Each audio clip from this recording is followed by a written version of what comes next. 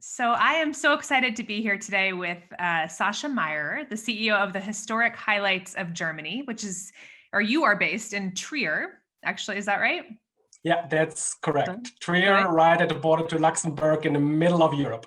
I love it. I love it. The heart of Europe.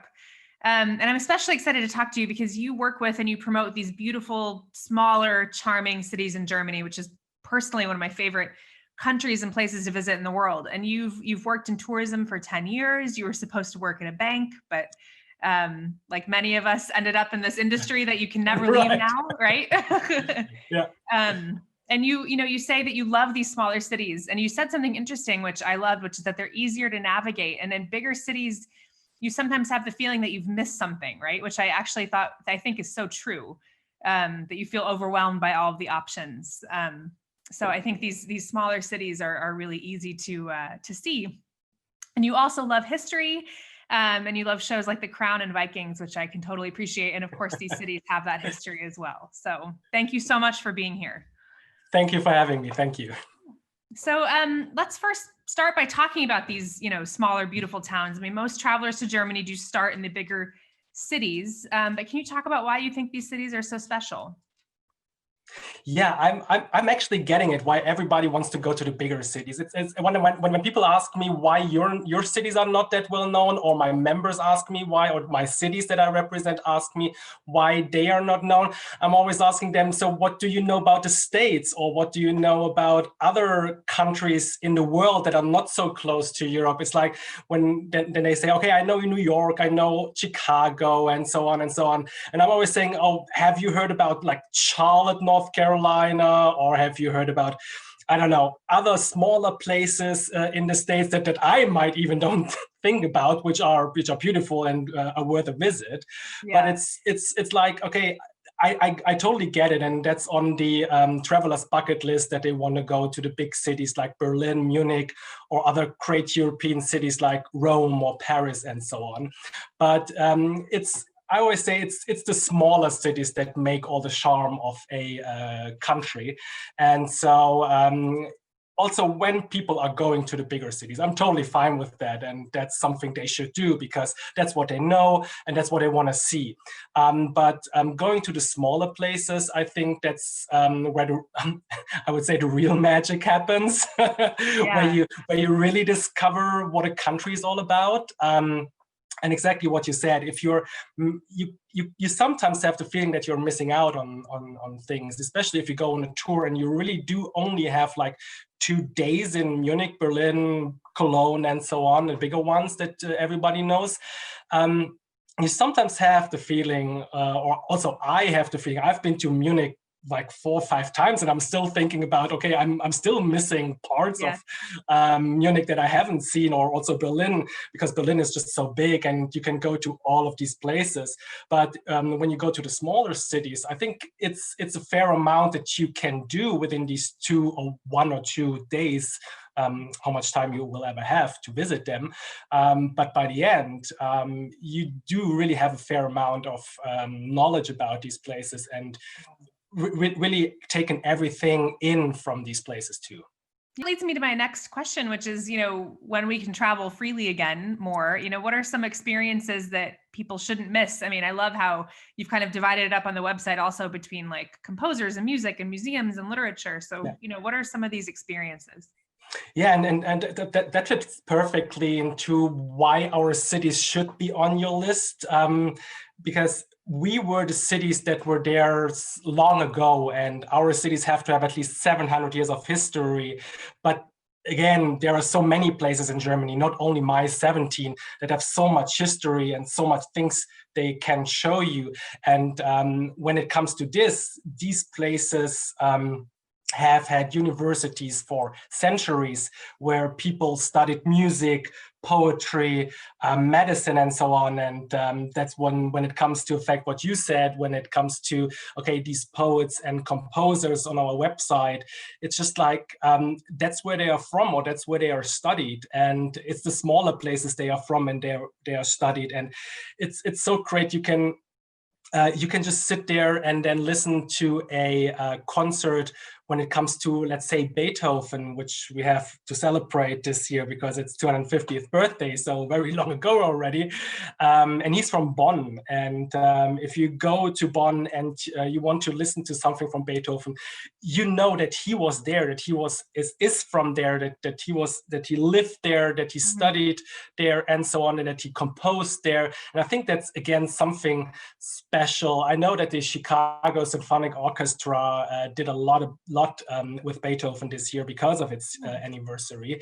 But then, if you're in this place, I think it's again, I wouldn't say something magical, but I think for some people that really are into music and want to listen to Beethoven, it's something special that you are in this place where you can actually hear what he wrote or what he did with music, and then also experience what it's like where he lived. And I think that's well, and I think special. Americans definitely don't get that, right? Because these great European composers, of course, lived hundreds of years ago, and it's something that draws us, I think, to Germany and to places like Bonn, because you can actually live and kind of breathe that history a little easier. Oh, definitely, yeah, and it's with so many others. It's like many people know Heidelberg, and they know Heidelberg because of the fortress ruin that is atop of that hill.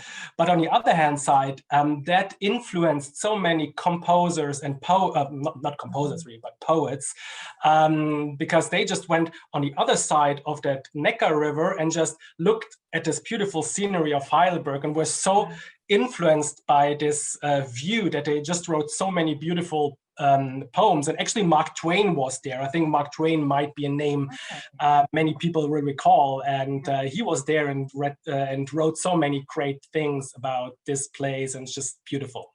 Yeah, and I love Heidelberg. I think it's one of the most interesting cities, and you just walk through the small town and all the shops and restaurants, and then it's like, there it is on top of the hill. It's so cool. And Mark Twain was quite the traveler, so that's oh yeah, definitely, yeah that he was in Heidelberg. For those who are combining a big city with this smaller historic experience, because it is kind of easy to do, right? You can combine big and small. What are some pairings that are usually made, like Berlin with Potsdam, for example, which is one of the cities that you promote? Yeah, right. You mentioned Berlin, Potsdam. It's so easy. It's just if you know the train system, if you know how to get around in Berlin, it's so easy. Just hop on 30 minutes outside of Berlin. You find Potsdam with this beautiful, more than 20 palace-like buildings where Frederick the Great built his amazing palace, Sanssouci. It's just beautiful. Or if you want to do a little bit more local food and beer scene when you are in Munich, perhaps you can just hop on the train and go 30 minutes outside of Munich, which will then be Augsburg, with also centuries old breweries. There is one famous brewery right next to the train station, which is called Riegele, which is from the 14th century. So that's already, they brew for a long time already, and they know how, they know their beer, let's put it that way. A very long time ago. Yeah. Right. Or when you are in Frankfurt, because most people will end or begin in Frankfurt, because that's the biggest hub when it comes to flying into Germany. We have either on the western side, there would be half an hour away Wiesbaden, which is a lovely city which had its plume in the late 18th, early 19th century. And it's supposed to be, or it was and still is, a spa town. Or like when you go east, you can also go to Würzburg, beautiful city with a lot of wine and UNESCO World Heritage Site.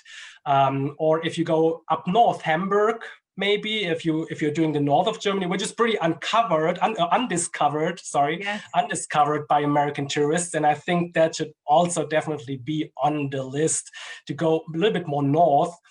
It's different from the south that everybody knows, like Bavaria or the southwestern Germany. It's a little bit different, but nonetheless beautiful.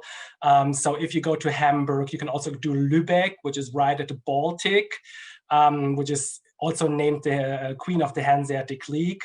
It's so beautiful. It's really that was beautiful. actually on my list. I was supposed to fly to Hamburg at the beginning of November and also go to Lübeck because that was on my list. And of course, everything happened and borders shut again. But one day, that is what I'm going to do because I've heard great things about those places. And I love what you're saying too. I mean, 30 minutes, like I can't even get halfway across London where I live like in 30 minutes. So, I mean, that's a very easy way to combine some of these cities, right, with the bigger ones.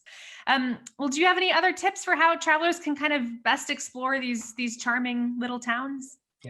Yeah. One thing I said is the train system, because it's easy from getting to point A to point B. But on the other hand side, I do get it. We do have great autobahns where you can go as fast as you want. Taking the sustainability a little bit aside, you should rent a car and go from one place to the other by car to experience a little bit the autobahn feeling. But what I also say to travel like a local, what many people or many travelers really do want to do and get to know the local colors and flavors of each place.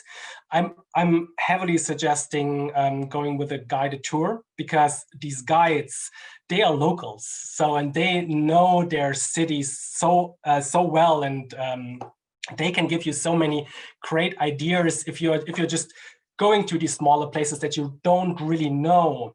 I think it's great to have someone to talk to. And if you do a guided tour and you have 2 hours, usually a guided tour takes 1.5 to 2 hours. Yeah, and then you talk to your guide while you are walking and while he's explaining or she's explaining something to you. I think that's a great thing to do, to get more and more information from that person that really lives in this city. Well, thank you so much. I'm excited now to kind of dive deeper into this and plan trips to these places. And I mean, Germany, I think will again always be a destination that Americans want to go to, but these smaller towns, I think, are so important to talk about. So yeah, and that's why I also always call my cities not only historic highlights of Germany, which is the name of our association, but that's why I also call them German heritage cities or Germany's originals.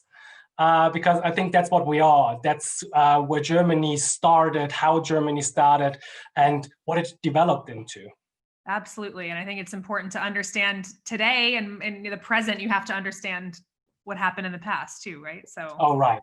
Even if it's in the 1400s. yeah, I know. And they go back that far. It's like as you introduced me, Trier, my hometown, that's more than 2,000 years old. So yeah, exactly. we have more than 2,000 years to get the knowledge from. That's awesome. So, well, thank you so much, Sascha. I really, really appreciate it. And I will have a great day. Yeah, you too. Thank you. Bye.